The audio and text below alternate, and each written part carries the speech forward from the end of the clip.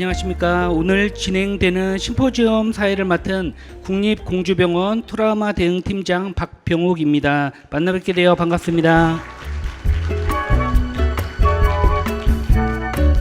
먼저 심포지엄 시작에 앞서 몇 가지 안내사항을 말씀드리겠습니다. 첫째, 가지고 계신 핸드폰은 무음이나 오프 모드로 전환해 주시기 바랍니다. 둘째, 행사장 내에 음료나 음식물 반입이 금지되어 있으니 참고하여 주시기 바랍니다. 셋째, 공무원 상시학습과 수련시간 인정을 원하시는 분들께서는 꼭 출석부 서명을 남겨주시기 바랍니다. 그리고 문자로 전송해드린 만족도 평가 URL을 클릭하여 작성하여 주시기 바랍니다. 문자를 받지 못하신 분들은 화면에 나와 있는 QR코드를 찍어 작성 부탁드립니다. 넷째, 이수증 출력은 7월 22일부터 국립공주병원 누리집을 통하여 가능하오니 참고하여 주시기 바랍니다. 지금부터 제11회 공주정신건강학술문화제 전국민 정신건강 예방부터 치료, 회복, 증진까지라는 주제로 심포지엄을 시작하겠습니다. 심포지엄 자장으로는 연세 하늘병원 이영문 진료원장님과 한국 트라우마 스트레스 학회 최윤경 학회장님께서 맡아주시겠습니다.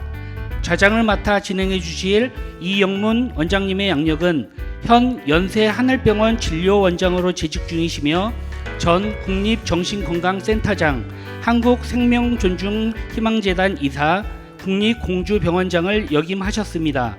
또한 자장을 맡아 함께 진행해 주실 최윤경 학회장님 양력은 현 한국 트라우마 스트레스 학회 학회장으로 재직 중이시며 전 한국인지행동치료학회 학회장, 한국심리학회 재난심리위원장을 역임하셨습니다. 두 분께 진행을 부탁드리겠습니다.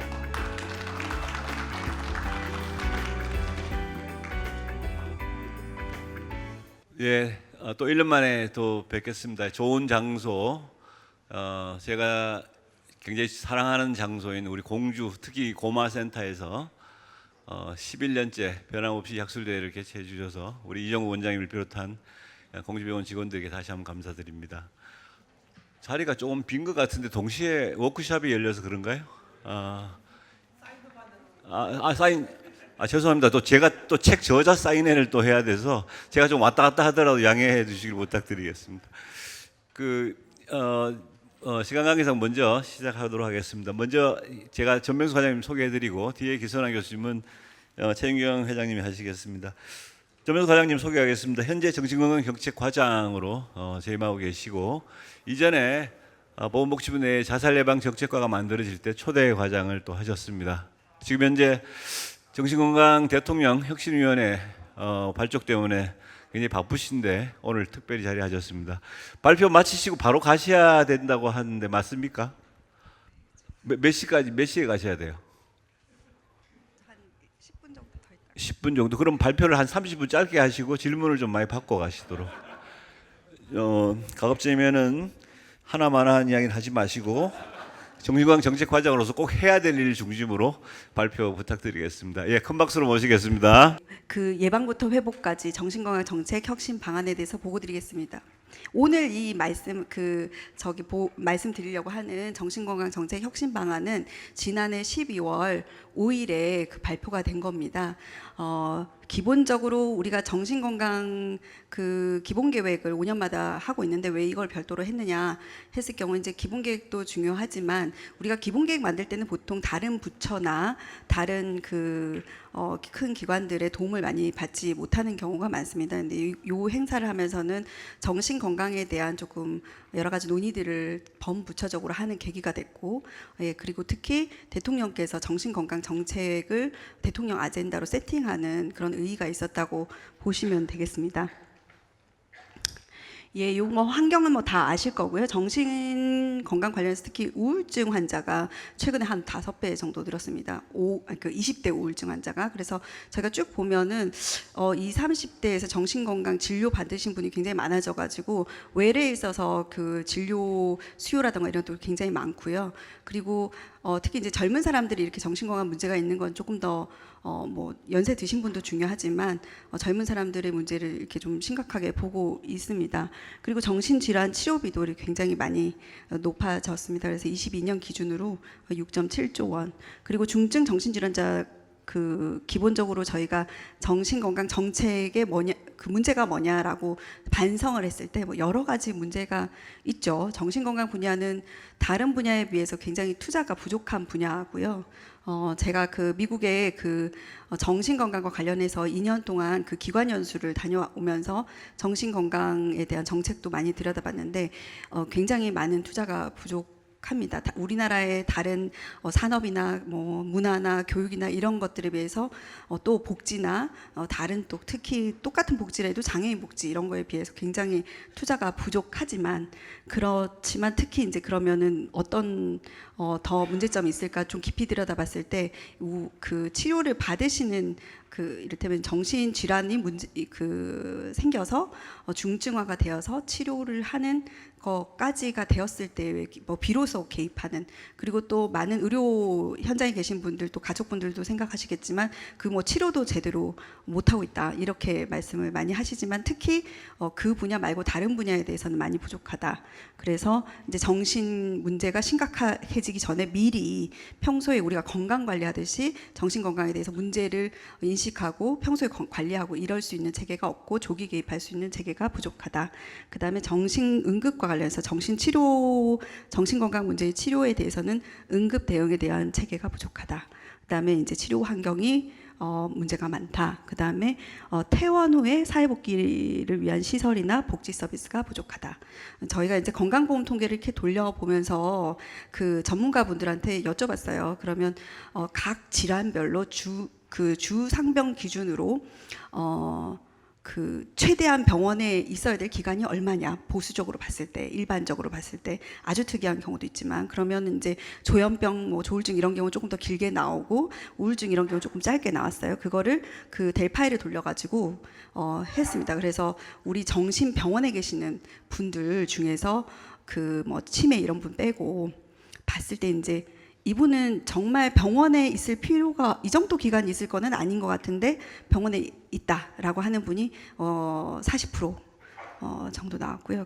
그 중에는 뭐 10년 이상 계시는 분들도 굉장히 많이 나왔습니다. 그래서 그럼 그분들이 왜 거기 계시냐? 갈 곳이 없고 또 지역사회에서 가족분들이 그분들을 케어할 수 있는 그런 지지 체계가 없기 때문에 병원에서 케어할 수밖에 없어서 계시는 분들이 굉장히 많다.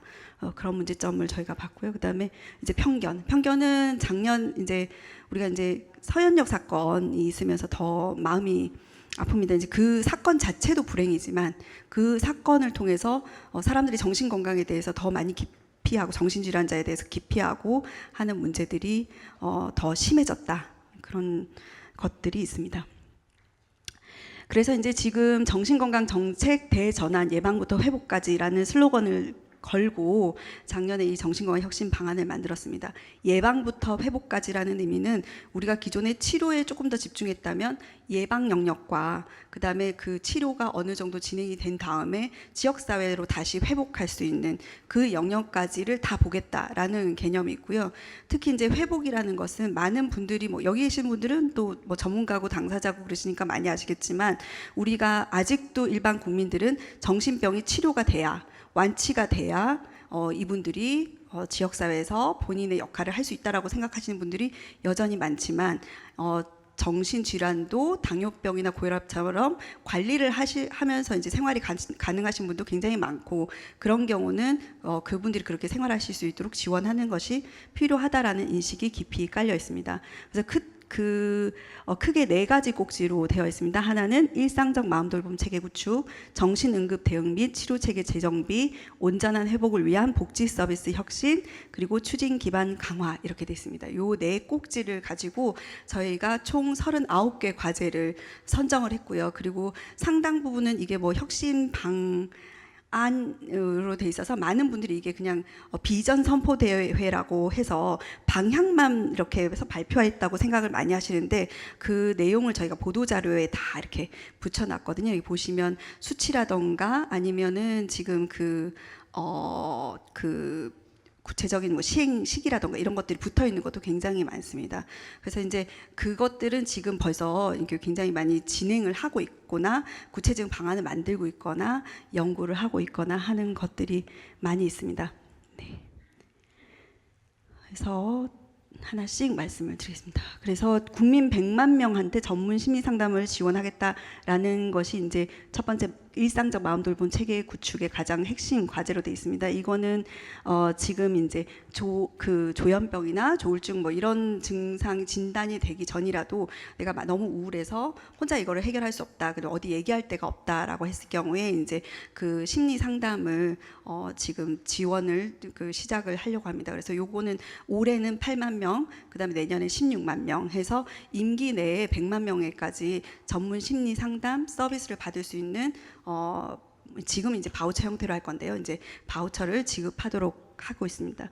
그리고 그 마음 건강 문제를 점검할 수 있는 체계를 구축하겠다. 그래서 지금 이제 이번에는 지금 우울증부터 시작해가지고 자가 진단을 먼저 해서 사람들이 정신 건강 문제를 상시적으로 좀 관심을 가지도록 하는 그런 시스템을 구축을 진행하고 있습니다. 그리고 그 청년 대학생을 기준으로 해가지고요. 지금 30세, 34세의 청년에 대해서는 정신건강 검진을 원래 10년 주기로 하도록 되어 있습니다. 근데 그거를 2년 주기로 하고요. 지금은 우울증만 하고 있습니다. 근데 내년에는 그 조현병, 조울증 이런 그 조기 정신증까지도 포함이 되고요. 그리고 지금 협의하고 있는 거는 여기서 발견이 됐다 그러면은 병원에 가는 치료비도 지원하는 걸로 진행을 하고 있습니다. 그래서 누구든지 평소에 정신건강 검진이나 이런 걸 좀 하고 그리고 거기서 발견이 됐을 때 바로 병원에 좀 갈 수 있도록 연계하는 체계를 만드는 것을 진행하고 있습니다. 그리고 이제 초중고 학생의 경우에는 정서 행동 특성화 검사라고 해가지고 그건 전수를 하도록 되어 있는데 그거를 이제 수시로 이 친구가 조금 불안하거나 우울하거나 정신건강적인 좀 어려움이 있는 것 같은데 일반 교사로서는 그거를 할 수가 없잖아요. 그래서 학교에서 병원을 바로 데려갈 수도 없고 그러면 상담 교사나 일반 교사가 바로 검사를 할 수 있는 검사 진단 도구를 개발을 했고요. 지금 보급을 했습니다. 이것도 확산을 3월부터 진행을 하는 걸로 되어 있습니다. 그리고 위기 학생에 관해서 이제 그 병원하고 그 위기 학생 지원 센터하고 그 학교하고 연결하는 것들도 진행을 하고 있습니다.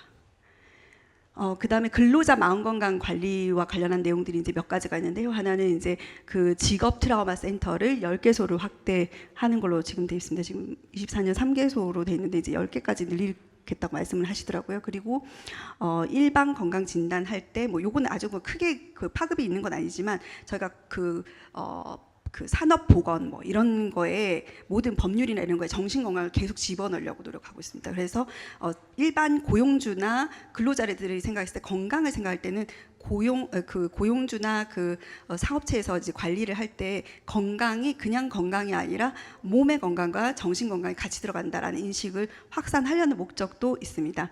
그리고 그 EAP 활성화라던가 이런 내용들도 들어가 있습니다. 그리고 이제 그 고위험 직군에 대한 뭐 프로그램이라던가 그다음에 구직 창업자를 위한 마음건강 지원도 지금 들어가 있습니다. 그래서 이게 그 고용센터에 이제 그 실업이라던가 구직을 하러 오신 분들에 대해서도 정신 건강에 어려움이 있으신지를 스크리닝하고 그 치료를 연계하고 이런 것들도 체계를 만들어가는 내용이 포함이 되어 있습니다. 그리고 학교 교사들 작년에 이제 좀 어려움이 있어서 교사들에 대한 지원, 그다음에 군 경찰 소방에 대한 특수직군에 대한 마음 건강 지원 체계도 들어가 있습니다. 제가 시간이 굉장히 짧아가지고요 이렇게 넘어가는데 저희가 이거 보도 자료에 혁신 방안 계획이 다 포함이 됐습니다. 거기 보면은 수치라던가 자세한 내용들이 포함이 돼 있어서 오늘은 좀 관심 있으실 만한 내용으로 진행을 빨리 하도록 하겠습니다. 그 다음에 이제 자살 위험군 그 지원인데요. 우리가 자살 예방 전화가 여러 가지가 있었는데 요거를 그 109로 통합을 했습니다. 그리고 통합을 하고 보니까 자살 예방 상담 전화가 70%가 늘었어요. 그러니까 지금 100통이 왔다 그러면 170통이 오고 있어요. 그래서 자살 예방 상담 전화 굉장히 많이 오고 있습니다. 그리고 하반기에는 이거를 젊은 사람들은 요즘 전화를 안 하잖아요. 예, 전화를 한다. 나는 어떤 사람한테 얘기할 게 있으면 전화를 한다라고 생각하시면 손 들어보세요. 예, 전화를 한다. 나는 문자를 보낸다. 다 안 보내시. 문자를 보내신 톡을 보내신 분이 신세대래요. 그 젊은 사람들은 전화를 하는 걸 굉장히 무례하다고 생각한답니다. 근데 저는 제가 직원들한테 이제 급하면 전화를 하거든요. 성격이 급한 사람들은. 근데 전화하는 사람들은 9세대고 SNS를 하는 사람이 신세대라는데, 일단 신세대가 맞게 이제 SNS로, 그분들은 상담도 SNS로 받는 걸 좋아한다고 해서 SNS 상담 체계를 이제 구축을 진행할 예정입니다. 그리고 이제 뭐 그 유발 정보 모니터링 구축이라던가 자살 유족 원스톱 지원 사업 확대, 이런 내용들이 들어가 있습니다. 그리고 이제 정신 응급 대응 및 치료 체계 재정비인데요. 이게 조금 관심이 많으실 것 같습니다. 일단은 정신 응급 현장이 좀 어려움이 굉장히 많잖아요. 저는 이제 우리 정신 보건 체계, 정신 의료 체계에서 가장 큰 어려움이 이제 정신 응급 대응 체계라고 생각을 하는데, 일단은 저희가 지금 진행하고 있는 게 현장에서 대응을 할 수 있도록 정신건강 전문 요원 중에서 위기 개입팀을 지금 늘려가고 있습니다. 그래서 이게 어렵더라고요. 일단은 위기 개입팀에서 일하려고 하시는 분들도 많이 없고, 그래서 굉장히 어려움이 많습니다. 그렇지만 이분들은 조금 더 그 여건을 조금 더 잘 해드리고, 그리고 그 팀을 이렇게 구축을 해가지고 하는데, 지금 경찰하고 협의를 해가지고 경찰이 지금 17개 시도는 지금 팀이 구성이 돼 있습니다. 별도의 자기들 그 정원 TO를 떼가지고 정신 응급 상황에 대응할 수 있는 팀은 되어 있고요. 이분들하고 같이 나가는 거를 경찰도 선호하고, 실제로 나가보니까 효과도 많기 때문에 지금 이제 뭐 서울부터 해가지고 뭐 부산, 그다음에 엊그저께 인천이 개소를 했더라고요. 그래서 경찰하고 정신건강 전문요원이 같이 근무하는 그 체계를 지금 뭐 굉장히 많이 만들 필요는 없지만 일단 기본적으로 그 광역 단위로는 만들고 있고요. 그다음에 이제 그 정신응급 입원 인프라라고 해서 권역 정신응급의료센터를 저희가 구축을 하고 있습니다. 그래서 지금 이게 올해까지 해가지고 12개까지 지금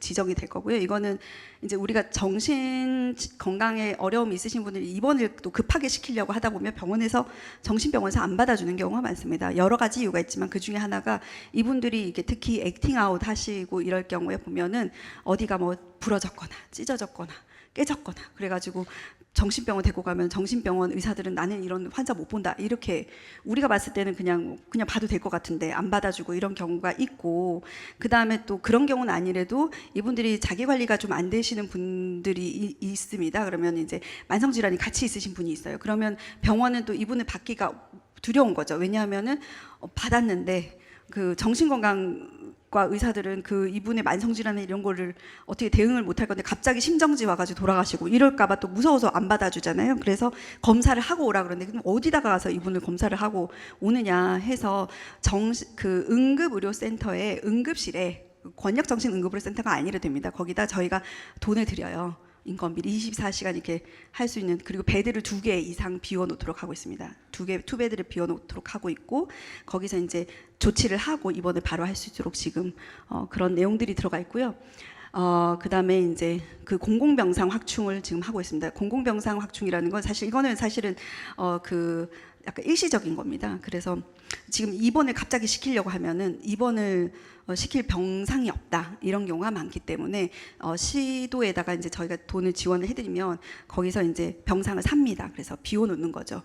24시간 아니면 특히 보통 때는 괜찮은데 낮에는 괜찮은데 밤에 갑자기 입원시킬 데가 없다라면 이거는 병상에다가 뭐 돈을 얼마를 하고 상시 비워놓는 병상을 지금 확보하고 있습니다. 그래서 굉장히 좀 그래도 이제 현장에서는 조금 도움이 많이 됐다는 얘기를 많이 듣고 있는데, 이제 이거는 사실은 이제 근본적인 해결은 아니고요. 이제 더 문제는 이제 이송이죠. 이송은 지금 저희가 지금 아직도 논의 중입니다. 이 이송에 대해서는 몇 가지 대안을 지금 갖고 지금 고민을 하고 있습니다. 근데 이송 문제가 가장 지금 어렵고 힘들고 중요하다는 것은 저희도 알고 있습니다. 그래서 요 이송을 어떻게 할 거냐 하는 거는 여전히 지금 이송 체계를 개선하겠다 라는 것은 방안이 있고, 그 몇 개 안 중에서 고민을 하겠다 이렇게 돼 있고요. 그다음에 이제 의료기관 실태조사를 이제 저희가 한번 청도 대남병원 때 한번 했잖아요.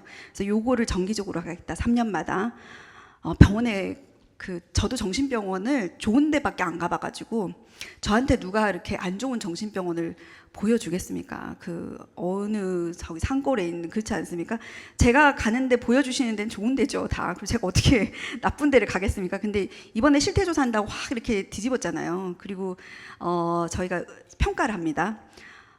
평가를 하는데 평가를 그냥 나는 불합격받겠다 하고 거부하시는 데도 있어요. 못 들어오게. 그러면은 이제 우리가 이제 여력이 되면 그래 같이 가자 이래가지고 보건소를 대동하고 이렇게 가는데 저희도 이렇게 말씀드리면 죄송하지만 진짜 열심히 일하는데 거기까지 여력이 안 돼요.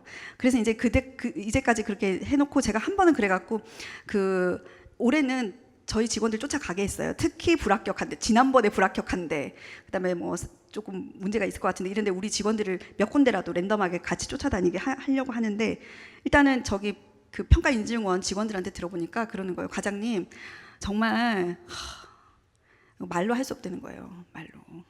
네. 참 이렇게 여기는 백날 얘기해봤자 소용이 없는데 맨날 지각하는 사람 아직 안 왔는데 그 학생들 앉아놓고 얘기하는 것처럼. 근데 정말 제가 느낀 건 뭐냐면 그분들한테 들었던 얘기랑 일반적으로 정신건강 필드에서 일하신다고 하고 저랑 만나는 분들하고 너무 다른 거예요. 다른 세상 얘기인 거예요. 이 격차가 굉장히 커요. 그래서 그거를 어떻게 개선할 것인가 하는 것에 대한 고민들 지금 하고 있어요. 그래서 평가를 의무적으로 받는데 불합격해도 아무 불이익이 지금 없어요. 그래서 올해는 어떻게 했냐면 불합격한 기간은 어떻게 할 것인지 그 지자체에서 책임지고 대책을 내놔라. 갔다 온 그 결과를 내라. 지금 이렇게 해놨거든요. 그래서 올해는 복지부 저기 본부에서도 좀 랜덤하게 좀 가려고 하고 있고요. 그 다음에 그 비자 입원 제도는 지금 작년부터 그 TF를 만들어서 논의를 했어요. 법무부, 경찰, 소방 그리고 복지부 차관님이 저기 하시는데 지금 약간 좀 홀딩돼 있습니다. 네, 저희 차관님께서 지금 의료 저것 때문에 너무 지금 일정이 안 나오셔가지고 근데 일단 진행이 좀 될 거고요. 네, 기본적으로는 입원하셔야 될 분들이 빨리 입원하시고 입원하시지 말아야 될 분들이 잘못해서 입원하시는 문제는 지금은 상황이 좀 많이 달라졌지만 하여튼 그런 식으로 지금 검토를 하고 있습니다. 그래서 그리고 네, 요런 내용들이 있습니다. 그리고 입원 제도 급성기 치료 활성화 시범 사업을 지금 하고 있는데요. 요거는 지금 우리 병원이 시설도 안 좋은데 의사 수가 지금 제가 얼마 전에 정신보건법을 처음 만드신 분을 만났어요. 근데 이제 그분이 처음에 정신보건법 본인이 제정하신 분은 굉장히 본인은 대단한 일을 하셨죠. 그렇죠? 근데 그때만 해도 이게 굉장히 획기적인 거잖아요. 근데 그분이 가장 가슴 아프게 생각하신 게 뭐냐라고 했을 때 가장 마음에 걸리시는 게 뭐냐 그랬을 때 본인이 이 정신보건법 만들 때 의사 수를 1대 20으로 못하고 1대 60으로 한 게 지금도 너무 마음이 아프다는 거예요. 그래서 저한테 아직도 그대로냐 그래서 제가 드릴 말씀이 없어 아직도 그대로라고 했는데 이 급성기 치료 시범화 사업은 활성화 사업은 지금은 1대 20으로 맞추도록 돼 있어요. 공간이나 이런 것들을. 그다음 간호사 인력도 넣고 그렇게 하면은 돈을 더 얹어줘요. 거의 더 2배를 줬거든요. 근데 문제는 지금 그것도 인센티브가 별로 안 된다는 거예요. 대학병원 같은 경우는 어차피 거기는 의사를 많이 쓰고 있으니까. 그래서 요거는 지금 원래 요 계획을 낼 때는 요렇게 냈어요. 근데 저희가 이러고 나서 회의를 여러 번 했거든요. 그래서 이제 요건 방침이 급성기 치료 활성화 사업을 그냥 본 사업으로 그대로 하지는 않을 거고 조금 방을 틀 거예요. 돈을 조금 더 주고 그다음에 이거 받을 수 있는 병원은 조금 더 규모를 좀 줄일 생각이거든요. 근데 요거는 좀 논의를 조금 더 하고 있습니다. 요건 지금 요 계획에 나온 것보다는 조금 더 발전이 됐고요. 그다음에 요거는 네 그리고 장기 지속형 주사제 본인 부담 안 하는 요거는 진행이 될 겁니다. 그래서 요거는 지금 이제 범위라던가 이런 건 논의를 하고 있지만 요것도 논의를 다 하고 있습니다. 지금 제가 말씀드리고 있는 이 계획의 대부분은 다 진행 중이에요. 저희 이 계획을 발표를 작년 12월에 했지만 저희가 12월 초부터 지금까지 계속 세부 논의를 하고 그다음에 지금 다른 부처에서 해줘야 되는 거 해달라고 하고 우리가 돈을 확보할 수 있는 거는 확보를 하고 그거를 계속 지금 액션을 하고 있는 상황입니다. 그리고 이제 마약, 알코올 등 중독 치료 활성화 관련해 가지고는 치료보호 대상자에 대해서 건강보험 급여화 더 지금 할 거고요. 그 다음에 이제 치료보호 기관도 지금 확대하고 있고 치료보호 기관에 대해서도 조금 그 인센티브 주는 것들도 지금 포함이 되어 있습니다. 네. 그리고 복지 서비스에도 관심이 많을 건데요. 지금 이제 이 정신질환자 실태조사, 정신질환자 및 가족 실태조사를 저희가 했습니다. 근데 이게 실태조사 자체가 문제가 많아요. 왜냐하면 저희가 이 실태조사를 할 수가 없어요. 표본 추출 틀이 없습니다. 표본 추출 틀이라는 건 이제 전체 풀이 없다는 거죠. 그래서 제가 예전에 발달장애인 실태 조사를 했는데 그때는 발달장애 등록률이 낮다고 하지만 그래도 많았거든요. 그래서 장애인 등록 거기서 랜덤 샘플링을 해가지고 조사를 했어요. 그러는 대표성이 있죠. 일단 등록 장애인에 대해서. 근데 이거는 이분들 어디 찾을 수가 없어서 어쩔 수 없이 정신건강복지센터 계시는 분들, 뭐 시설 이용하시는 분들 이렇게 해가지고 했어요. 그래서 바이어스가 있어요. 좀 아쉬운 거는 너무 상태가 생각보다 좋아요. 무슨 말이냐면 이미 복지 서비스를 뭔가 받고 계시고, 예, 뭔가 부모님이나 가족들이 좀 케어가 되고 이런 분들이 많아서 좀 그렇긴 하지만 그래도 여전히 가족의 어려움이나 필요한 서비스나 이런 것들에 대한 것들이 있기 때문에 요거는 지금 추가 분석을 계속 하고 있거든요. 저희가 해보니까 연령대별로 다르고 상병별로 다르고 뭐 거주지별로 다르고 그리고 요거는 저희가 발표를 하고 나면 데이터셋을 공개를 할 거예요. 누구나 분석할 수 있고 추가 분석할 게 굉장히 많습니다. 연령대에 따라서도 다르고 이용하는 기관에 따라서 굉장히 다르거든요. 그래서 그런 것들은 진행을 하도록 하겠습니다. 그리고 이제 거주시설, 이제 요양시설 입소 체계 개편하나 이런 것들도 지금 준비를 하고 있습니다. 그다음에 고용 주거와 관련해서 이제 고용하고 주거가 굉장히 중요한데요. 고용과 관련해서 이제 고용부랑 올해는 이제 그 복지부에서 하는 장애인 그 특화형 일자리에 정신장애를 넣어줬어요. 그리고 이제 그 지자체 내려보는 것도 동료 지원 그것도 이제 그걸 넣어줬거든요. 근데 규모가 지금 너무 작아요. 몇 명 안 돼요. 근데 어쨌건 저희가 좋게 긍정적으로 생각하는 거 일단은 몇 년까지 계속 넣어달라고 했는데 그거에 복지 일자리에 장애인 복지 일자리에 그 정신장애 안 갔는데 일단은 들어갔거든요. 사람 수가 너무 작아가지고 어디 얘기하기는 좀 민망한 상황인데 어쨌건 들어갔고 이런 것들을 진행을 하고 있습니다. 고용부하고도 협의해야 되는 것들도 진행을 하고 있고 고용을 해줘야 된다라는 것이 굉장히 중요한 걸로 하고 있고요. 그다음에 특화형 매입 임대주택은 이제 특화형 매입 임대주택에 대해서 좀 모르시는 분들이 많은데 이거는 지금 주거 지원은 두 가지예요. 하나는 특화형 매입 임대주택이라고 해서 이거는 이제 재단이나 이런 쪽에서 관심을 좀 가져셨으면 좋겠는데 잘 모르시더라고요. 저희도 이거 하면서 공부를 많이 하고 국토부하고 회의도 굉장히 많이 하고 했는데 이거는 어떤 재단이나 이런 쪽에서 그 사업 기획서를 내는 거예요. 내면은 이런 겁니다.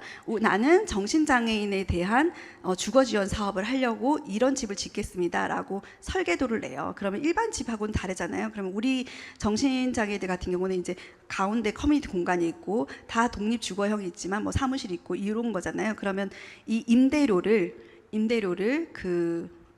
시중 가격의 50%를 받는 거예요. 50%를. 그 다음에 이 사업자는 그 장애인은 50%를 내는 거예요. 보통 임대료에 50%를 내고 사업자는 30%를 LH 공사를 주는 거예요. 그러면 20%가 남잖아요. 이 20%를 가지고 이 거주자들을 지원하는 프로그램 할 수가 있어요. 그런데 이 건물은 저는 이렇게 짓겠어요라고 하고 사업자가 기획을 하는 거예요. 뭐 건물 형태 몇 평 이런 게 해가지고 설계도 그렇게 해가지고 국토부에 냅니다. 그래서 내 가지고 세팅 되잖아요. 건물을 사업주가 지어야 돼요. 그러니까 재단이 지어야 돼요. 근데 그거를 융자하거나 이런 것을 도와줘요. 국토부에서. 근데 그 LH에서 이 집을 매입을 합니다. 다 짓고 나면. 그래서 이 건물은 다 짓고 나면 LH에서 사줄 거예요라는 약속이 들어가는 거거든요.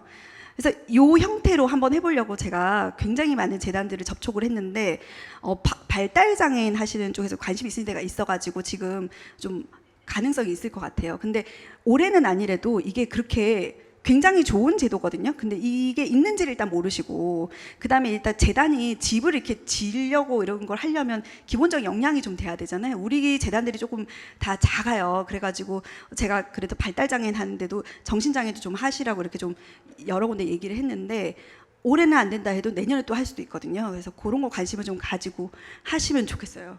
시간이 어쨌건 그 다음에 차별 해소 방안, 그 다음에 지금 사전 의향 지시서라던가 이제 후견 제도도 지금 이거 고쳤어요. 지침을 다 고쳐가지고 지금은 정신 요양 시설에 계시는 분들만 하는데 지금부터는 지역 사회에 계신 분도 할 겁니다. 그래서 지역 사회에서 혼자서 좀 사실 수 있을 것 같아 조금만 도와주면 되는 그런 분들도 지금 지원하도록 되어 있는데 이거는 지자체에서 너무 관심이 없어가지고 저희가 고민이에요. 이제 지자체가 같이 신청을 해줘야 되는데 지자체가 돈을 한 푼도 안 내니까 또 관심이 또 없는 것 같기도 하고 그래서 그런 부분이 있습니다. 요거 체계도 만들어가는 게 있고요.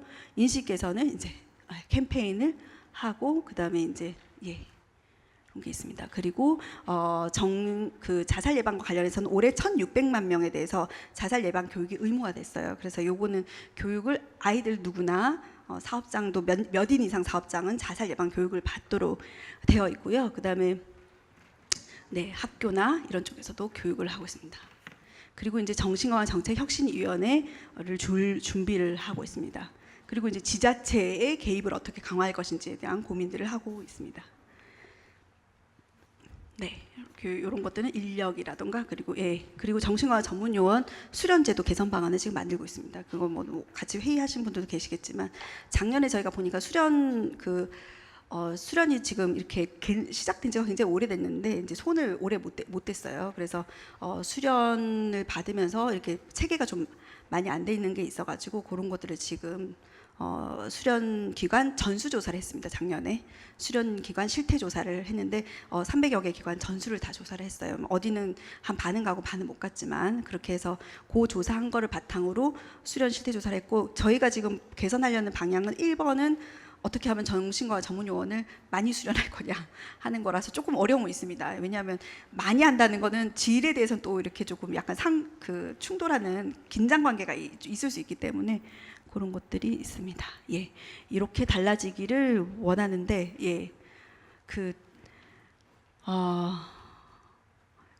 굉장히 할 일이 많지만 열심히 하고 있습니다. 여러분들도 많이 관심을 가져주시고 이게 근데 그렇게 막 이렇게 오랜 기간 동안 우리가 숙고하면서 논의하면서 그렇게 하지 못했던 부분이 있어서 빠진 부분도 많을 겁니다. 그런 거는 언제든지 의견을 주시면 좋겠고요. 또 어떤 부분들은 정신질환 관련해 가지고 중증 정신장애인이 문제가 더 심각한데 왜 그 일반 국민들한테까지 얘기를 하고 이거는 그냥 본인이 알아서 준비를 해도 되는 건데 왜 이쪽부터 예산이 들어갔냐 이렇게 말씀하시는 분도 많아요. 근데 이제 그 말씀을 드리자면 정신건강 문제가 지금까지 해결이 안 되고 뭐 영원히 해결할 수 없는 문제긴 하죠. 근데 개선이 굉장히 더디고 사람들 관심이 그렇게 넓어지지 못한 이유는 사람들이 다 남의 일이라고 생각한다고 저는 생각해요. 왜 이 문제를 사람들이 보편적인 걸로 예를 들면 그렇지 않습니까? 우리가 수가를 올려주려고 그래도 건정심에 가가지고 이 부분 수가 올려달라고 그러면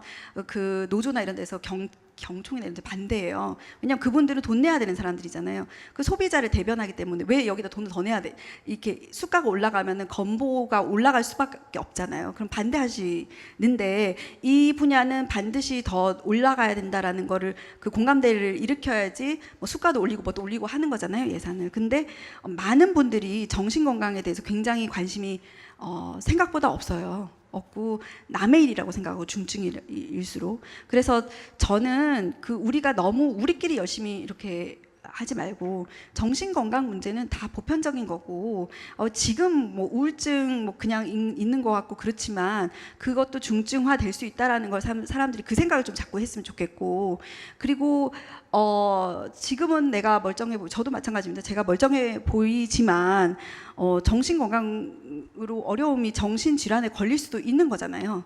그런 거를 내일일 수도 있다라는 생각을 하는 게 굉장히 중요하다. 그러면 정신건강이 이 신체 건강이나 만성 질환에 대한 관심처럼 높여지게 하는 것이 굉장히 중요하고 그 저변을 높이는 게 굉장히 중요하다. 이 말씀을 좀 드리고 싶었습니다. 그래서 조금 여러 분야에 있는 분들이 좀 관여를 하시고 관심을 가지는 것들이 필요하지 않을까 생각합니다. 감사합니다. 네, 굉장히 최근 이야기까지 숨가쁘게 발표를 하셨습니다. 토론은 나중에 한꺼번에 하시는 걸로 하시고 일단 전명수 과장님 본부로 또 돌아가셔야 돼서 바로 플로어에 질문 사항이 있으면 질문 한 2가지 정도 받고 두 번째 연자로 넘어가도록 하겠습니다. 네, 성함과 예. 당사자 성함이 이명규님. 예. 네. 안녕하세요. 당사자 이명규입니다. 질문 드릴 게 있는데요. 제게 필요한 건 이웃인 것 같습니다. 혹시라도 나중에라도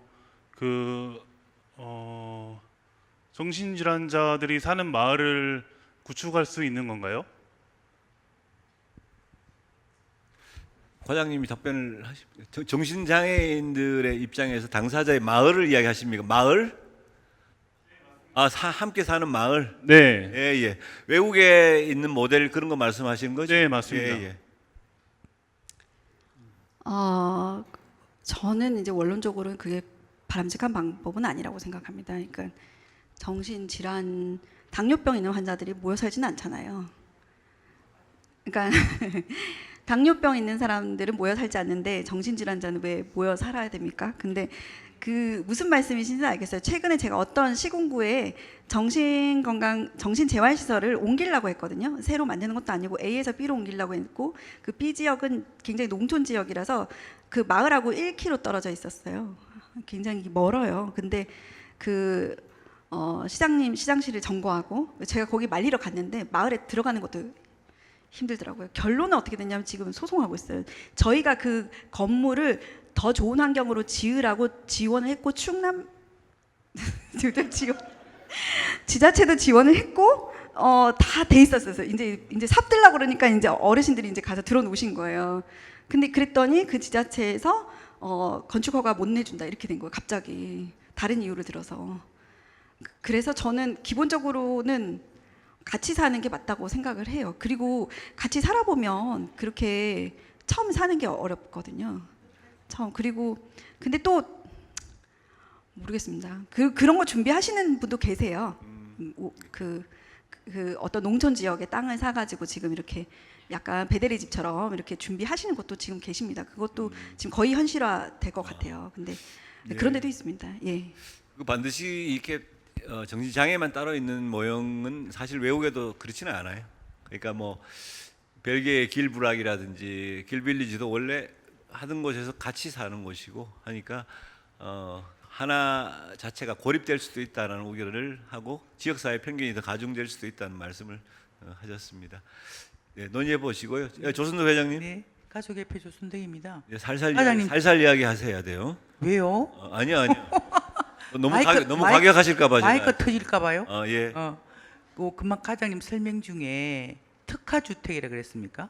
그 주택을 우리가 하게 되는데 꼭 재산법인이라든지 어떤 법인이 아니고 개인, 예를 들어서 조순덕이가 땅이 있다. 개인 땅이 있으면 그걸 신청해서 할 수 있는 겁니까? 아니면 꼭 재단에서만 그런 주택을 지어서 할 수 있는 제도입니까? 제가 그거는 이제 국토부 사업인데 국토부 사업이 원래는 그게 지금 어떻게 됐냐면 정신장애인은 한 적이 없고 청년들 이제 처음에 그 자립 청년 이런 사람들을 지금 하고 있어요. 근데 이제 우리가 이걸 집을 어떻게 늘릴 거냐 고민을 하다 보니까 이제 그 방법이 있고 정신장애도 그 공고문에 넣어줬거든요. 근데 원칙적으로는 기관으로 돼 있어요. 기관. 그래서 개인은 조금 어렵지 않을까. 그래서 다시 확인해 볼게요. 근데 그거는 기관으로 돼 있고 보통은 지자체가 하든지 무슨 법인이 하든지 이렇게 돼 있거든요.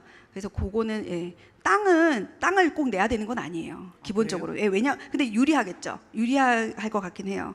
근데 아니 제가 왜 그게 굉장히 우리 가족들 입장에서는 굉장히 중요한 어떤 일이냐면 대구에서 지금 우리 아시는 분이 집 하나 주택에다가 본인이 전문가인데 심리 전문가인데 그 당사자들 몇 명을 모셔가지고 시설이 아닙니다. 같이 생활하도록 하면서 어떤 공동체 생활을 해보니까 굉장히 좋은 효과가 나타나고 이 당사자들이 굉장히 자유로우면서 시설이 아니니까 자유로우면서 굉장히 좋아요. 그래서 내가 그걸 지켜보면서 이게 많이 생겨야 되겠구나. 그렇다면 지금 우리 공동생활 가정이 있고 뭐 있는 그런 개정이 아니고 스스로 살아가지고 누가 도와주면 스스로 살아가는 공동체 가정. 그래서 내가 그걸 보고 이런 게 정말 중요하겠다 싶어서 제가 질의를 드려보는 겁니다. 조금 보완 설명을 드리면 저희가 지금 내년에 하고 싶은 거는 하려고 노력을 하고 있는 거는 이제 그거보다는 이제 서울시나 경기도하고는 지원주택이에요. 근데 이제 그걸 하려니까 이게 문제가 뭐가 있냐면 지원주택을 받으려 그러면 LH에서 집을 줘야 되잖아요. LH도 굉장히 힘들어해요. 그 민원 때문에. 예, 그래서 그래도 하긴 할 거예요. 이렇게 그러면 가까이 사는 예를 들면 그 서울에 사는 거 제일 많이 하는 건 이제 원룸 한 동이잖아요. 원룸 한 동에 한 2개 정도는 이제 사무실하고 커뮤니티 공간으로 하고 다 독립된 주거를 하잖아요. 그 대신에 이제 이분들은 처음에 오신 분들은 한 뭐 2년, 3년 계시다가 그 다음에 이제 그 임대료 내고 일주일에 한 번만 들여다보는 집, 뭐 일주일에 뭐 그 5번 들여다보는 집 이렇게 분류를 해놨어요. 독립주거하고 뭐 지원주거 이런 식으로 그거를 저희가 하려고 지금 계속 노력을 하고 있는데 집을 받기가 너무 어려우니까 그러면 혹시 기관이 그거를 근데 이제 물량은 특화형 매입 임대주택 이게 짓는 게 훨씬 더 많대요. 이 집을 이렇게 몇 개 주는 거는 어느 지역에 줄지 이거 배치하는 것도 되게 어렵고 받으려면 이제 계속 가서 쫄라야 될 것 같아요. 근데 어쨌건 저희가 벌써 이제 국토부하고 회의를 지금 엄청 많이 했거든요. 계속 쫓아다니면서. 근데 LH를 또 지역 LH하고 또 뚫어야 되고 그러니까 그거는 시간이 좀 그것도 하겠지만 하실 수 있는 데가 있으면 특화형 매입 임대주택을 하면 좋을 것 같다. 그래서 그거는 필요하시면 저희가 조금 그리고 보도자료도 낼 때 일부러 정신장애인을 좀 박아서 내달라고 했거든요. 원래 이제 제한이 있는 건 아니었는데 그래서 그거는 한번 필요하시면 따로 말씀드릴게요. 알겠습니다. 네, 좀 토론자들은 좀 보다는 일반 플로를 먼저 드릴게요. 죄송해요, 김명희 선생님. 예, 플로 쪽에서 마지막 질문 하나만 받겠습니다. 네.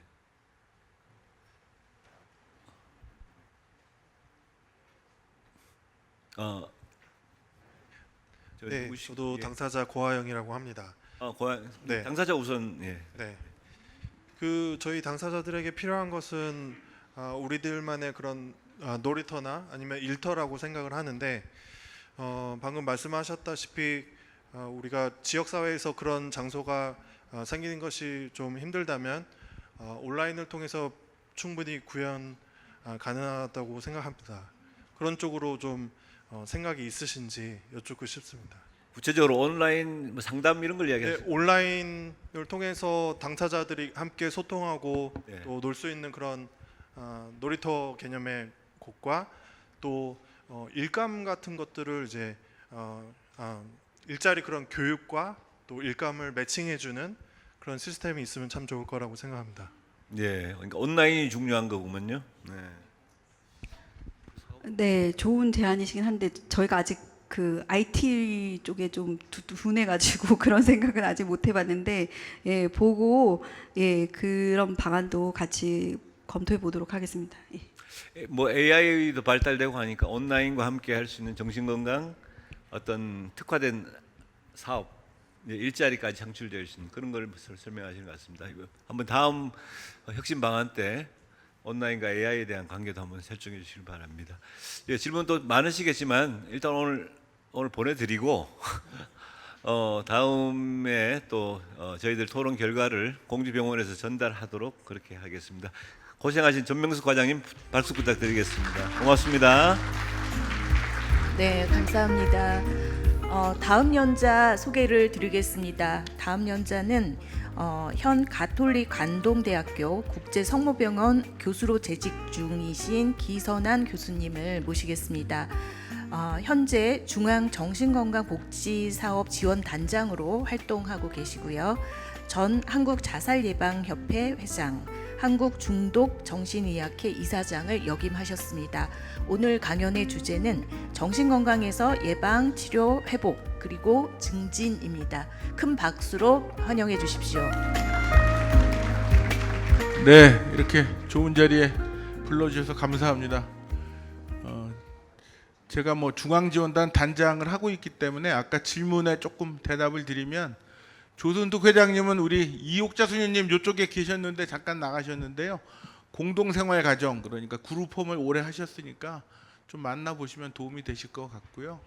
그 다음에 고하영 당사자께서 말씀하신 뭐 당사자 지원 플랫폼, IT 플랫폼 그런 것은 중앙지원단의 아이디어를 주시면 저희들이 좀 이렇게 연구해서 정부의 정책 제안을 해보도록 하겠습니다. 예, 그밖에 정부가 이제 내놓은 여러 가지 혁신 방안이 있는데 아직도 뭐 여러 옛날보다 상당히 진일보하고 많이 좋아졌지만 좀 걱정되는 것은 큰 방향성이 아직 없다. 뭐 진짜 한 20년 후에 탈수용화하고 그 지역사회 치료로 대전환을 할 건지, 대전환이라고 했지 않습니까? 그러실 건지, 아니면 그동안 그게 어려우면 뭐 대만이나 홍콩이나 싱가포르처럼 국가 책임제 해서 거점 정신병원, 거점 국립병원들을 좀 만들 건지, 뭐 이런 것에 대한 큰 방향성이 아직도 없는 게 좀 아쉽고, 그리고 정말 중요한 것들, 그러니까 뭐 입원 절차에 있어서 뭐 보호 의무자에 의한 입원을 폐지한다든지, 혹은 뭐 제일 문제가 되는 의료급여 입원 저수가 정액제, 이거 어떻게 손을 본다든지, 이런 굵직한 것에 대해서는 아직 큰 대전환이 안 되고 있다.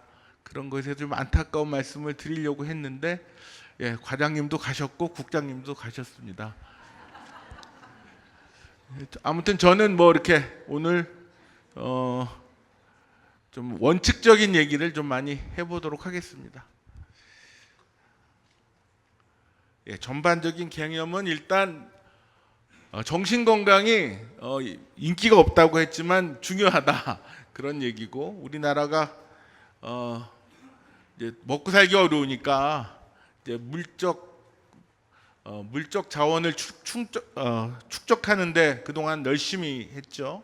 물적 자원을 축적하려면 SOC가 필요합니다. 사회 간접 자본이 필요하듯이 이제 다음 세대는 이제는 인적 자본 축적이 중요하고, 그런 인적 자본 축적에서는 사회적 자본이 굉장히 중요하다. 마치 물적 자본 축적에 사회 간접 자본이 필요하듯이 사회적 자본은 뭐 신뢰와 협력, 투명성, 뭐 응집력, 뭐 공정, 정의, 이런 것인데, 이 사회적 자본과 정신 건강이 아주 밀접한 관계성을 갖고 있기 때문에 정신 건강이 앞으로 더 중요해질 수밖에 없다. 특히 향후 세대에서는 인기가 없어도 중요해질 수밖에 없다는 생각이 들고요. 또 정신 건강은 개인적인 문제뿐만이 아니라 뭐 사회, 문화, 또 주위 사람들의 어떤 지지, 지원, 이렇게 다양한 수준에서 영향을 서로 주고받고 있다는 것이고요. 그래서 이제 정신 건강은 예방부터 재활까지가 다 하나의 컨티뉴음으로 보는 게 좋겠다. 그래서 이제 병이 생기기 전에는 우리가 1차 예방, 뭐 의과대학에 가면 맨날 배웁니다. 1차 예방, 2차 예방, 3차 예방. 그래서 1차 예방은 그야말로 병이 생기기 전에 예방해서 병이 안 생기게 하는 것. 그 다음에 2차 예방은 조기 발견, 조기 치료. 그 다음에 3차 예방이 재활, 이렇게 배우고 있어서 그렇게 이제 하나의 컨티뉴음으로 이루어졌다는 것이고, 그래서 대개 모든 나라들이 중증을 하면서 이렇게 퍼져나갔지, 시스템도 잘 안 갖춰 있는데 갑자기 그 어떤 그 상담을 확대하는 것은 조금 어렵지 않나, 문제가 좀 생기지 않을까, 시스템적으로 그런 걱정이 많이 됩니다. 왜냐하면 지금 상담을 해줄 만한 검증된 분들이 별로 안 계시니까, 국가 입장에서는 가장 그래도 국가에서 이렇게 인정을 해준 정신건강 전문 요원을 앞세워서 할 수밖에 없는 거죠. 정신건강 전문 요원이 그냥 고민 상담, 그러니까 뭐 증상이 안 생긴 사람들의 일반 국민 상담을 많이 해서 거기서 수입이 생기면, 제 생각에는 재활기관이나 혹은 지금 가뜩이나 없는 정신건강복지센터에서 줄줄이 빠져나가실 것 같아요. 예, 그러면은 기존의 시스템이 와야 되는 것과 같다. 지금 뭐 인식 개선이나 무슨 다른 면에 예산이 많이 생겼다고 좋아하시지만, 어떻게 기존에 하던 데들, 정신건강복지센터나 무슨 가족협회나 이런 데 받던 예산들은 오히려 줄었거든요. 예, 그런 기존의 시스템이 망가질 가능성도 좀 있지 않나 해서 굉장히 조심스럽다.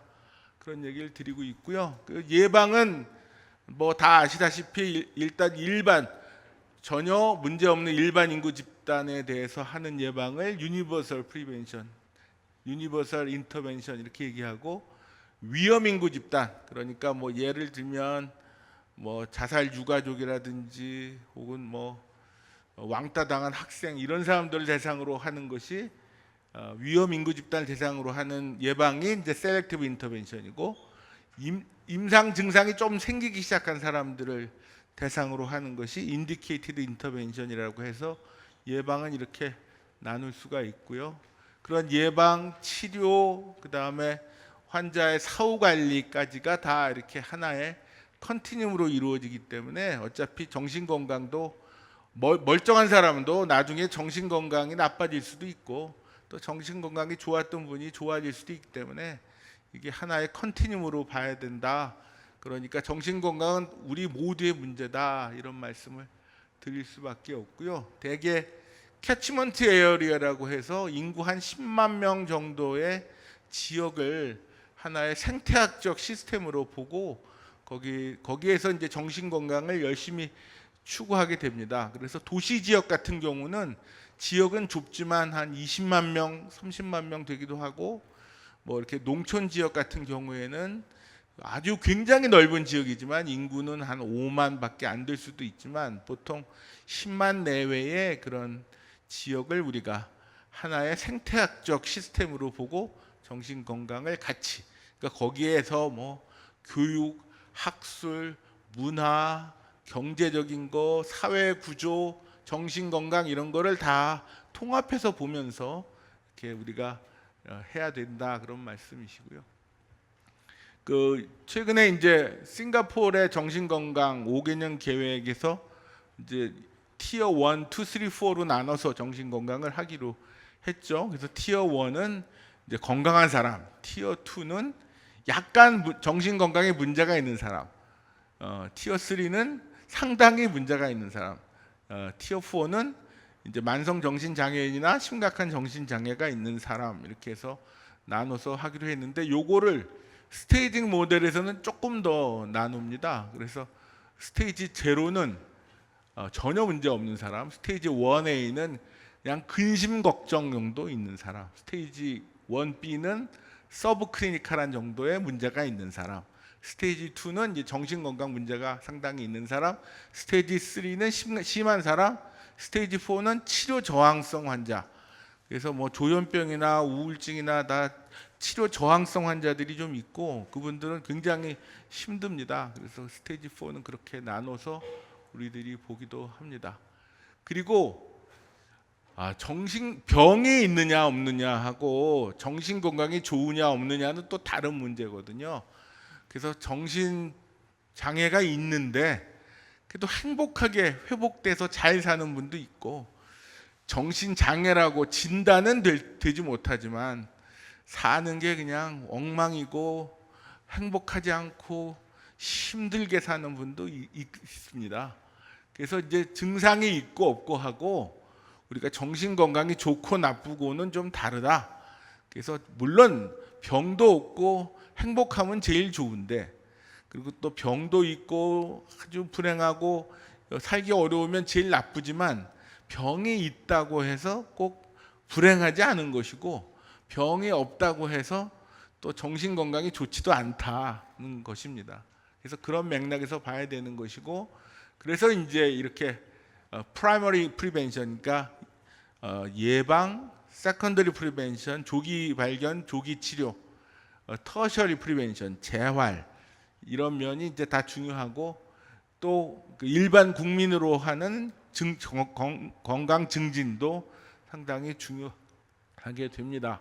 특히 건강 증진을 하는 데 있어서도 목표가 중요한데, 처음에는 주로 인식 개선하는 게 중요하고, 인식 개선이 되면은 어느 정도 대화가 좀 통하고 지식을 좀 공유하고 그러면서 어떤 그 지역사회 문제들을 좀 해결해 나가는 것이 중요하고, 막판에는 굉장히 정신 건강에 아주 잘 반응하는 그러한 커뮤니티로 발전시켜서 어떤 긍정 심리학적인 그런 커뮤니티 전체가 정신 건강적으로 좋게 만드는 그런 것으로 우리가 만들어 볼 수 있겠다. 그래서 맨 처음에 우리나라 같으면 지금 현재 상황에서는 인식 개선 사업을 좀 열심히 하는 것이 그래서 필요할 것 같습니다. 초기에는 이렇게 할 수밖에 없고요. 또 그 수준도 개인적인 수준에서 혹은 가족 수준에서 혹은 조직 수준에서 혹은 지역사회 수준에서 혹은 국가 정책적인 수준에서 정신건강에 대해서 해야 될 것이 많기 때문에 우리가 이런 일을 할 때 어떤 목표로 이게 예방인지 치료인지 혹은 재활이나 회복인지 또 어떤 수준에서 개인 수준인지 지역사회 수준인지 국가 정책 수준인지 아니면 국제적인 수준인지 그런 것들을 잘 감안하셔서 내가 무슨 사업을 어떤 목표로 어떻게 하고 그 다음에 어떻게 평가를 할 것인가 이런 것들을 잘 생각해서 전략을 짜셔야 되겠습니다. 그래서 이제 총론은 이 정도로 하고 인식 개선, 낙인 감소에 있어서 가장 중요한 리포트가 2022년에 나왔죠. 그래서 WHO에서 부탁을 해서 상당히 많은 전문가들이 관여하고 여러 가지 문헌 고찰하고 여러 국가를 탐색하고 설문조사를 해서 이렇게 만든 란셋 커미션이라는 그 리포트가 나와서 이게 거의 뭐 최근에 나온 것 중에 인식 개선, 낙인 반대에 대한 거의 끝판왕 리포트 같은 게 나왔습니다. 결론은 뭐냐? 낙인 감소에 있어서 가장 중요한 것은 당사자와의 사회적 접촉이 중요하다. 그리고 그런 사회적 접촉은 직접 접촉도 중요하지만 간접적인 접촉도 중요하다. 그러니까 간접적인 접촉이라 하면은 뭐 미디어를 통한 접촉 혹은 환자들의 그림 전시회 같은 것을 보는 것, 뭐 같이 캠프를 간다든지 뭐 혹은 여러 가지 요새 중요한 뭐 교육 또 뉴미디어, 뭐 예술 이런 것들이 있지 않겠습니까? 그런 것들을 이용해서 간접 접촉도 상당히 중요하다는 것이고요. 그리고 구조적인 낙인을 없애는데 구조적인 낙인이 생기게 하고 구조적인 낙인을 없애는 데는 미디어 역할이 중요하고 최근에는 이제 전통 미디어와 더불어 뉴미디어의 활용도 상당히 중요하겠다 이런 얘기를 하고 있습니다. 최근에 국가 5개년 계획이 나온 게 싱가포르인데 싱가포르도 5년마다 했었는데 작년에 나왔어요. 코로나 때문에 좀 늦어져서 이번에 한 6년 만에 나왔는데 이번에 이렇게 티어 1, 2, 3, 4로 나눠서 티어 1은 건강한 사람 그래서 정신건강 증진이 필요한 사람이고 티어 2는 약간의 정신건강에 문제가 있는 사람 그러니까 우리나라로 치면 마음투자 사업의 대상자 정도 되겠고요. 티어 3는 이제 상당한 정도의 정신장애 그러니까 조현병이라든지 우울증 뭐 양극성 정동장애 이런 게 있는 분이고 티어 4는 만성 정신장애 뭐 이렇게 보시면 되겠습니다. 그렇게 해서 거기에 이런 사람들이 어떤 도움을 받을 것이며 어떤 목적으로 어떤 인터벤션을 할 것인가를 아주 구체적으로 만들어 놨고 여기서도 이제 최근의 추세대로 청년 정신 건강과 직장 정신 건강을 굉장히 중요하게 생각을 했습니다. 그래서 이 표가 복잡하고 이 사람들이 그렇게 약자를 좋아해서요. 그냥 보시면 뭐 이게 뭔 말인가 하실 텐데 티어 1, 2는 건강한 사람, 조금 근심 걱정 있는 사람 아니에요? 주로 지역사회, 커뮤니티 에코시스템에서 해결이 된다는 거고요. 그다음에 이 크레스트, 에스캣, 뭐 이런 커미트 이런 거는 처음에 환자가 왔을 때 이렇게 이밸류에이션, 어세스먼트 툴입니다. 어세스먼트 툴이란 얘기고 그래서 티어 1, 2는 주로 지역사회에서 그다음에 RH 이거는 리지널 호스피탈 지역병원 IMH가 Institution of Mental Health라고 싱가포르에 유일하게 하나 있는 국립정신병원입니다. 그래서 이런 티어 4나 티어 3는 주로 병원에서 이 폴리클리닉 GP는 일반이고요. 이건 패밀리 닥터고 폴리클리닉이라는 거는 그 개원이들 일반 외래를 얘기합니다. 그래서 그런 데서 발견되는 사람들이 이렇게 이런 프로그램을 통해서 연결되고 트랜스퍼되고 지역사회에서 관리되고 평가받고 그다음 필요하면 이렇게 주고받을 수 있다. 그래서 지역사회와 보건의료 시스템이 정신건강에 밀접하게 연관을 지으면서 정신건강을 해나간다. 그런 뜻이고, 그래서 특히나 이런 프라이머리 케어에서 1차 의료기관에서 정신과적인 문제가 발견된 사람들을 도와주는 시스템이 잘 돼 있어서 GP 일반인들이 어떻게 전문가랑 연결을 하나. 그래서 GP가 정신과적인 문제를 빨리 발견해서 치료하든지 연결해주는 프로그램들이 잘 발달해 있습니다. 그래서 GP들이 먼저 보게 되니까 티어 1은 없고 티어 2, 3, 4가 되겠죠. 티어 4는 주로 병원에서 하게 되겠고요. 티어 2, 3가 GP들 일반인가 보게 되는데 그럴 때 어떻게 해서 보낸다. 이런 프로그램들이 잘 되어 있다. 그래서 뭐 인식 개선은 사회적 접촉이 중요하고 그다음에 증진도 건강한 사람들에 대한 여러 가지 프로그램이 중요하겠고 일단 인식 개선부터 해야 되겠죠.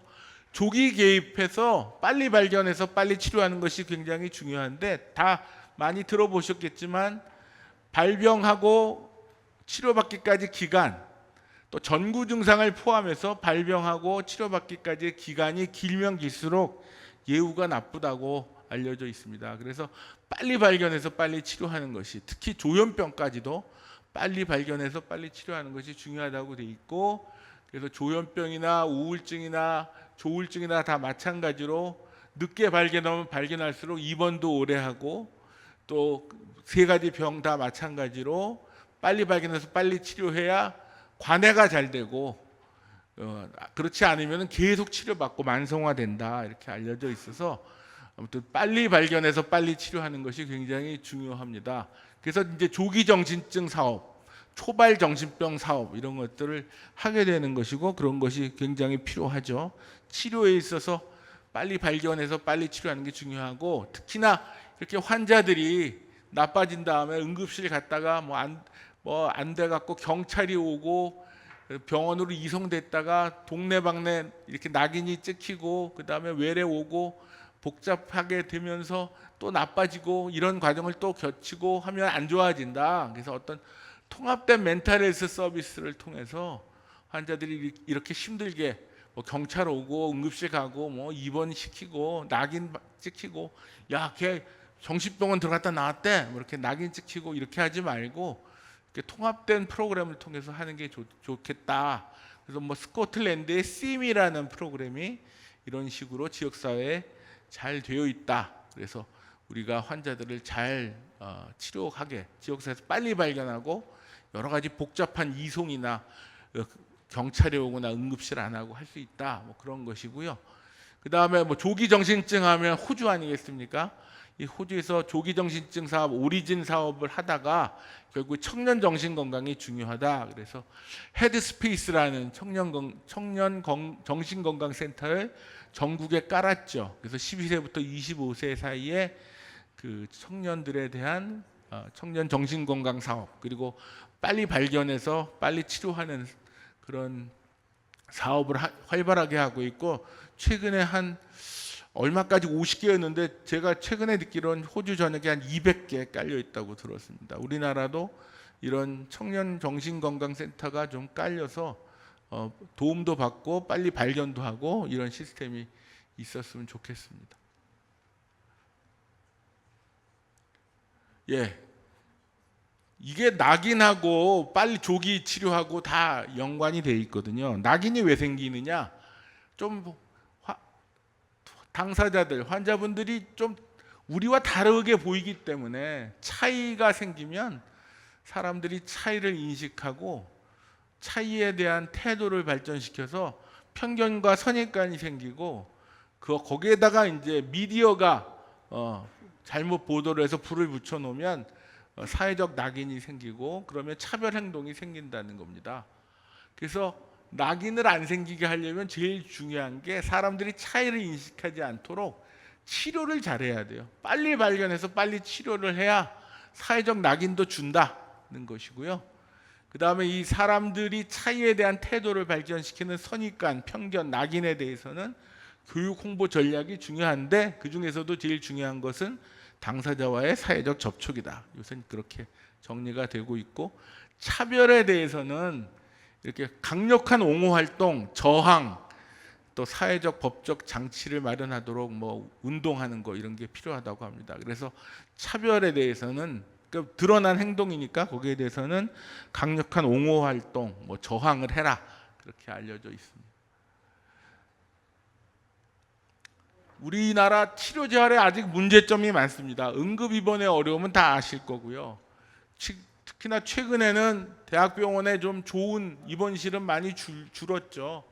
그래서 이거는 뭐 정부에서 신경 쓰겠다고 하시니까 기다려봐야 되겠고, 입원 절차에 의해서도 보호 의무자가 입원에 대한 너무나 과중한 부담을 갖고 계시기 때문에 보호 의무자에 대한 강제 입원이 되는 이런 절차는 좀 폐지시키고 국가가 책임지어 달라는 욕구가 상당히 최근에 있고요.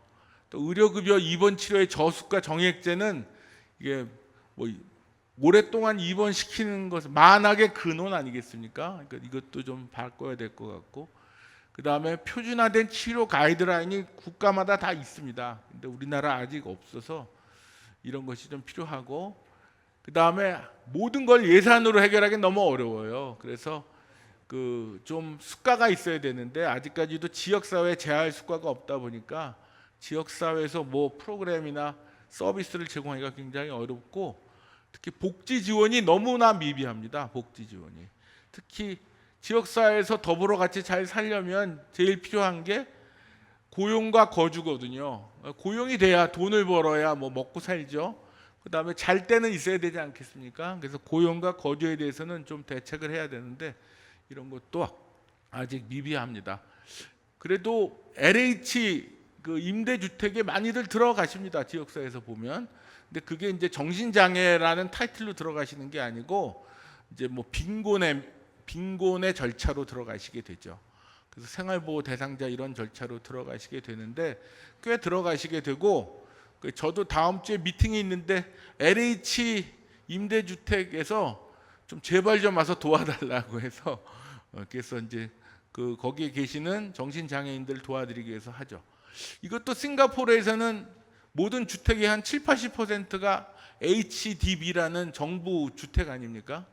그래서 정부 HDB라는 아파트, 정부 아파트의 1층을 거의 정신장애인 거주 시설로 하고 있죠. 정부 소유니까 할 수 있는 것이긴 한데, 그래도 그 정신장애인들의 거주 시설로만 하는 게 아니라 거기에 오피스가 있어요. 그래서 사회복지사들이 몇 명이 보통 한 20~30명 사시면 집이 한 너댓 채가 1층에 있게 되는데 거기에 오피스가 하나씩 들어가서 사회사업사가 이제 같이 봐주고 그렇게 하고 있습니다. 응급 환자도 요새 이제 정신장애인들이 말씀하시는 게 우리는 아파서 입원했는데 트라우마만 받고 나왔다 이거 아니에요? 들어가자마자 묶이고 주사 맞고 그렇게 했다. 아주 평생 잊을 수 없는 괴로움을 얻었다. 그래서 우리는 쉽게 입원 당할 수는 이제 절대 없다. 너희들이 언제 치료했냐? 우리한테 트라우마를 줬지. 이렇게 말씀하시는 게 현실 아니겠습니까? 그러려면 당사자들이 좀 필요할 때 입원이 되게 하려면, 지금은 자해나 타해로 너무 좁혀놨는데 입원이 되게 하려면 적어도 좀 시스템을 깔아야 되는 거죠. 그래서 지역사회 단계에서부터 한라인도 만들고, 그 다음에 환자 발견 및 대응 지침도 깔고, 입원하기 전에 위기 개입도 좀 하고, 아웃리치 서비스도 하고, 경찰 협조도 잘 되고, 이송도 잘 되고, 응급실 단계에서도 보통 관찰 병동이라고 해서 당장 입원시키지 않고 하루 정도 관찰하고 입원시키게 하고, 꼭 필요한 사람은 정신과적 ICU에 집중 치료실에 입원시키고, 급성 환자 병동에서 잘 치료했다가 병원 후 사례관리 재활 회복 프로세스로 가게 해야지만 그래도 어느 정도 이런 시스템을 갖춰야 그래도 필요할 때 빨리 입원하는 것에 대해서 동의를 할 수 있겠죠. 그래서 그게 다 같이 맞물려 있는 것이라고 볼 수 있고요. 외국은 이렇게 다 조현병 환자만 예를 보여드렸지만 치료 프랙티스 가이드라인이 다 있죠. 그래서 이런 가이드라인에 의해서 철저하게 잘 치료합니다.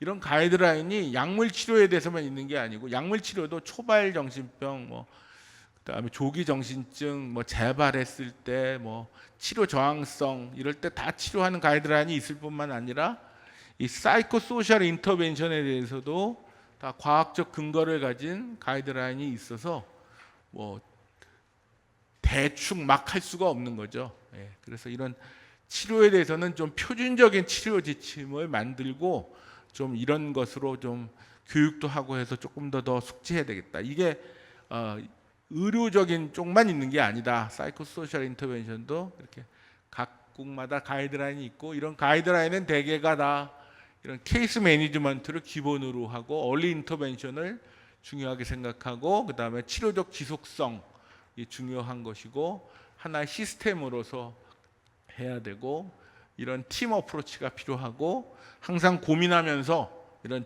자기들의 치료의 질과 자원과 통합 여부, 치료의 통합 여부를 우리가 항상 고민하면서 해야 되겠다 그런 얘기입니다.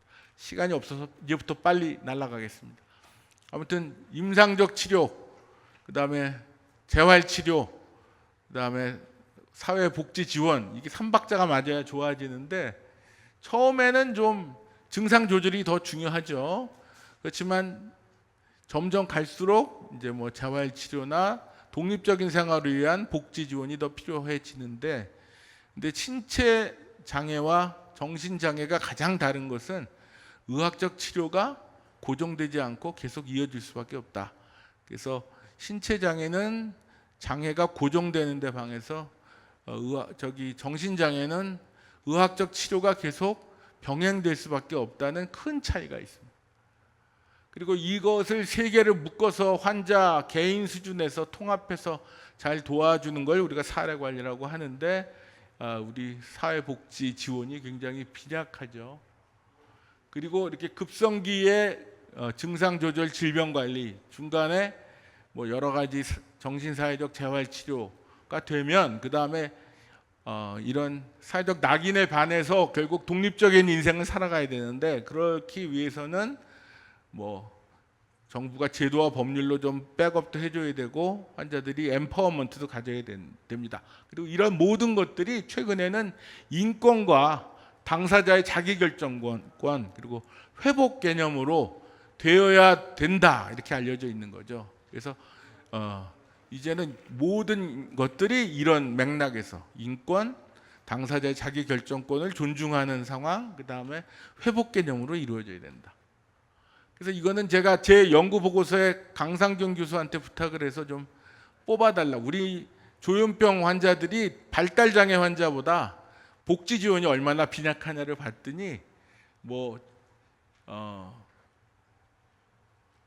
뭐 바우처하고 주간 보호 서비스를 제외하고는 나머지는 뭐 형편없을 정도죠. 그래서 거의 9대1 정도로 어렵습니다. 그래서 그 복지 서비스가 발달 장애인보다도 11.7%, 인구 가중치를 고려하더라도 20%밖에 안 된다. 5분의 1 내지 10분의 1 정도 수준밖에 안 된다. 정신 장애인들이 발달 장애인들보다 이 정도로 안 된다. 그런 얘기고요. 뻐꾸기 둥지로 날아간 새는 한 번씩 보시기 바라고. 미국이 50년대 메카시 선풍이 불 때 뭐 정신 장애인들 다 이제 갇혔죠. 그래서 왜 채플린은 왜 나왔느냐? 채플린도 그때 그 빨갱이로 몰려서 스위스로 망령 갔습니다. 미국 사람인데 채플린 영화가 뭐 주로 산업사회를 고발하고 그 건달이 애기 데리면서 경찰관 뒤통수 때리는 영화잖아요, 주로. 그래서 좌파로 몰려서 쫓겨났던 무시무시한 시절이었죠. 1949년에 중국이 공산화되면서 미국이 상당히 불안해져서 우리 미국 조야에도 빨갱이가 많다, 색출하자. 그런 속에서 이제 병원들이 커졌죠. 2차 세계대전 이후에 또 환자들도 많이 발견이 되고요. 그래서 뭐 이거는 필그림 정신병원이라고 롱아일랜드에 있었던 병원인데 한때 2만 명 정도가 입원해 있었죠. 근데 탈수용화 시켜서 지금은 저렇게 다 됐죠. 인권 때문에 그렇게 된 거고 1970년대 남미 미국에 가족협회가 생기면서 이런 스티그마에 대한 활동이 아주 활발해졌고 여러 가지 연예인들도 동반되는 스티그마에 대한 활동들이 많이 있었습니다. 그렇지만 이게 그냥 거저 먹은 게 아니고 이런 당사자들이 굉장히 열심히 투쟁을 했던 것에 대한 결과죠. 이거 옴스테드 케이스라고 굉장히 유명한 케이스인데 왜 내가 시설에서 계속 있어야 하느냐? 나도 집같이 포근한 지역사회에서 살고 싶다. 소송을 걸어서 대법원이 판결받아서 집으로 간 역사적인 사건이고 나중에 이제 그 도와줬던 분들하고 같이 사진 찍은 건데 오바마 대통령이 백악관으로 불러서 같이 그때 뭐 치하하고 이랬습니다. 나중에 한 20년 정도 흐른 다음에 이제는 재활이 아니고 회복의 시대가 된 거죠. 회복. 그래서 회복은 비록 병이 있음에도 불구하고 의미 있고 보람 있고 가치 있는 삶을 사는 과정인 거고 이거는 주관적인 경험인 거고 그다음에 재활은 공급자 시선, 주어지는 것. 너 이렇게 해야 돼. 이거 좋은 거야. 이러지만 회복은 자기 개인의 시점이죠. 주관적 시점이고 자기 당사자 시점인 거죠. 그래서 이제는 이제 회복 개념으로 가야 한다. 회복은 원래는 알코올 중독에서 시작됐는데 제 알코올 중독 환자가 좋아지고 나서 이렇게 얘기합니다. 저는 알코올 중독 환자인 것을 아주 자랑스럽게 생각합니다. 왜냐? 제가 알코올 중독이 아니었다면 대충 술 먹고 대충 거짓말하면서 대충 살았을 텐데 지금은 완전히 가족의 소중함도 알고 인생의 의미도 알고 열심히 살아가고 있기 때문에 자기는 이제 정말로 비록 병이 있고 어렵지만 이런 소중한 경험을 해서 정말 행복하다. 이제 그런 게 이제 이른바 회복 개념이고 이런 것들이 이제 우리 정신장애 쪽에서도 정신건강 쪽에서도 이제 들어와서 이제 이런 개념으로 당사자, 가족, 공급자들이 다 회복 개념으로 일을 해야 된다는 것이죠.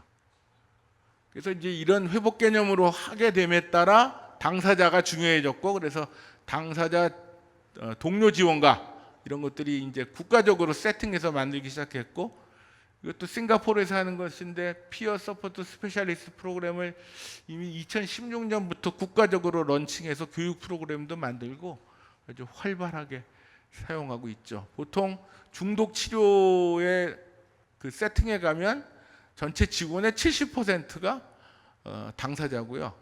이런 만성 정신장애인 치료센터에도 가면 한 30%가 당사자입니다. 그래서 정신건강복지센터에서도 한 처음이니까 한 10%는 그래도 당사자를 좀 고용해야 될 시기가 오지 않았나.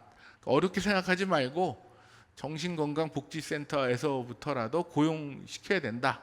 그런 생각을 좀 하게 됩니다. 예, 그래서 아무튼 지금은 리커버리의 시대다라는 것이고 최근 21년에 WHO에서 커뮤니티 멘탈 헬스 서비스를 할 때 적어도 이런 거를 꼭 해라. 이런 좋은 사례와 런칭 프로그램에 대해서 잘 써놓은 보고서가 있죠. 그래서 이거를 잘 참조하시면 됩니다. 뭐 좋은 얘기는 다 있는데 실행을 안 하는 게 문제죠. 지엽적인 거 해결하지 말고 좀 굵직굵직한 것들을 좀 해결했으면 좋겠고 큰 방향성이 좀 제시돼서 뭐 전반적으로 다 맞물려 있는 그런 상황에서 좀 우리가 그래도 한 단계 도약했으면 좋겠습니다. 그래서 정신건강 정책과 전략에서 어떻게 해야 되느냐는 큰 대목만 이렇게 써 있으니까 요거는 거기 자료에 있을 테니까 보시면 되겠고요. 이게 제가 99년도인가 좌장하는 이영문 선생하고 같이 미국 가서 본 포스터인데 모든 미국의 정신재활시설이나 병원에 다 붙어 있었습니다. 1번 안전하고 위생적인 환경이 제공되어야 한다. 2번 삼시세끼 줘야 된다. 3번 의복이 주어져야 된다. 4번 종교의 자유. 5번 학대와 방임으로부터 보호받을 자유. 6번 개인 위생 용품 제공. 7번 자기 공간. 8번 잠잘거나 목욕하거나 화장실 갈 때 자기 사생활 보호. 9번 통신과 방문의 자유.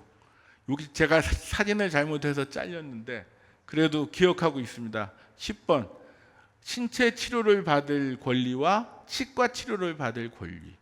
11번 자기가 치료받는 사실에 대해서 설명을 들을 권리. 12번 치료를 거부할 권리. 치료를 계속 거부하면 어떻게 되느냐? 이 사람한테 이득이 되고 이게 꼭 필요한 치료다 하면 순회 판사가 와서 결정을 하면 그때 주사 놓을 수 있습니다. 그러니까 그 정도로 벌써 1999년도에 인권을 보장했다는 것입니다. 예, 발표 들어주셔서 감사하고 한 10분 더 한 것 같아서 죄송합니다. 예, 감사합니다. 예, 지금도 이제 그 질문이 있으면 지금 뭐 두세 개라도 먼저 받고 휴식을 가진 다음에 토론으로 넘어가도록 하겠습니다. 질문 있으신 선생님들께서는 손을 들어서 표현을 해주십시오. 예, 제가 질문 하나 그러면 드리겠습니다. 되게 이제 그 정신건강 정책에 대해서 굉장히 이제 폭넓게 말씀을 또 깊이 있게 해주셨는데 처음에 우려하셨던 부분이 저는 생각지도 못한 부분이었거든요. 프리벤션에 너무 집중을 하다 보면 기존 인력이 그쪽으로 이제 빠져나가면 기존의 이제 정신건강 시스템이 혹시나 이제 공백이 생길까봐 우려하신다 하는 말씀하셨는데 뭐 그 부분에 대한 어떤 방안 같은 게 있을까요? 기존에 그 정신건강복지센터 이름이 자꾸 바뀌어갖고 저도 헷갈리는데 거기 월급을 확 올려줘야죠. 예. 예, 가장 그 분명한 해결책인 것 같다 하는 생각이 듭니다. 네, 사람을 그래도 사람이 거기서 오랫동안 일을 하게 하려면 어떤 사명감이 있거나 뭐 보고 배울 게 많거나 아니면 월급이 많아야 됩니다. 근데 이제 사명감만으로 버티기에는 너무 지금 어려운 상황이고요. 보고 배울 거는 보통 뭐 1, 2년 보고 배우시면 다들 요새는 젊은 사람들은 그만두더라고요. 그만두고 또 다른 좀 편한 데로 찾아가시거나 아니면 뭐 또 좀 1년 쉬었다가 뭐 제주도 퇴직금 받아서 제주도 한 달 살게 하고 또 다른 데로 가시거나 이렇게 해서 결국은 지금 상황에서는 충분한 수준의 급여를 드리는 수밖에 없다 이렇게 생각합니다. 예, 말씀 감사드리고요. 혹시나 기회 있을 때마다 이것을 계속해서 정부 쪽에 이야기하도록 저도 노력을 하겠습니다.